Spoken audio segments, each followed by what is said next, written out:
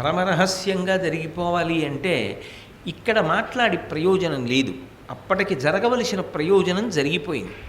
ఇక మళ్ళీ కీచకుడు ఆమె జోలికి వచ్చే లోపలే కీచకుణ్ణి మట్టు పెట్టడానికి తగిన ప్రణాళిక రహస్యంగా జరగవలసిందే కానీ సభలో గట్టిగా మాట్లాడడం వల్ల వచ్చే ప్రయోజనం లేదు. ఎందుకని అంటే విరాట మహారాజు గారికి కానీ సభలో ఉన్నటువంటి వారికి కానీ కీచకుణ్ణి శాసించడం కానీ మందలించడం కానీ చెయ్యగలిగినంత శక్తి లేదు. కాబట్టి దుర్మార్గమైనటువంటి ప్రవర్తన ఆలోచన విధానము కలిగి ఉన్నటువంటి కీచకుడికి శిక్ష మృత్యువే. ఆ మరణమును గుట్టుగా సాధించాలి.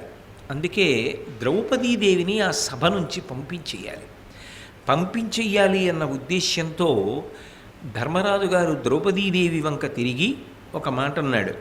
అప్పుడు ధర్మసూతి హృదయంబు కలంగా లలాట భాగమున్ కప్పగ ఘర్మవారి అధికంబగు రోషము నొందియుండియున్ తప్పగ త్రుచికొంచు తన ధైర్యము పెంపున నిర్వికారుడై ఎప్పుడు తాను పల్కు నిలుగెర్వడ ద్రౌపదిదోడ ఇట్లను.